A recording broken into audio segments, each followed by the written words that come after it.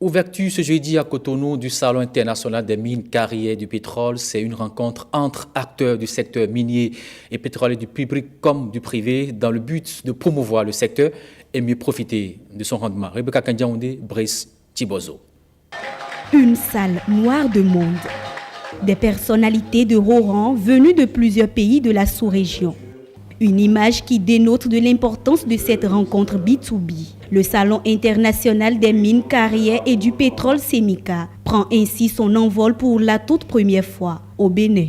L'objectif à terme est de permettre aux investisseurs du secteur public et privé d'avoir une idée plus claire sur les potentialités minières et pétrolières du Bénin. Ils disposeront donc d'informations à jour pour encourager l'investissement et favoriser le décollage économique. L'importance économique des ressources minières et pétrolières n'est plus à démontrer vu leur contribution au développement des pays qui les valorisent. Ces secteurs, qui représentent le plus gros commerce de la planète en valeur et en volume, modifient considérablement les flux de devises au détriment des pays importateurs.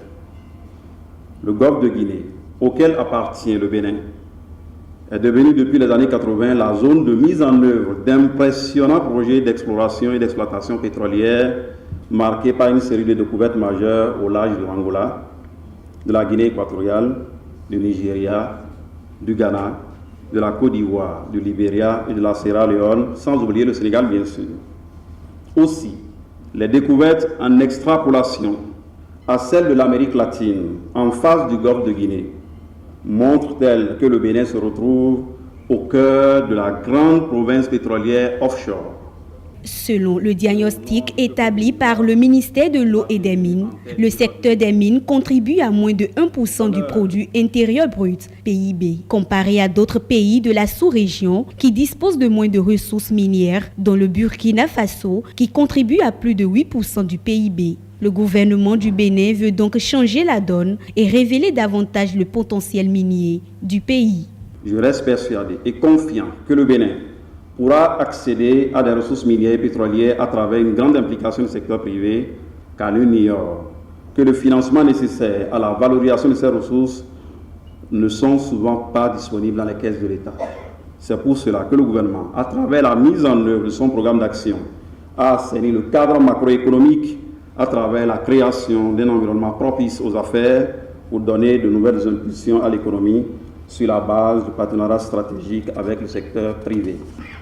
Chaque fois que je réfléchis à l'importance de la coopération minière sous-régionale, l'idée qui me vient à l'esprit, c'est cette devise du roi Guézo d'Abomey qui nous enseigne que, je cite, « Si tous les fils du royaume venaient, par leurs mains assemblées, boucher les trous de la jarre percée, le royaume serait sauvé. »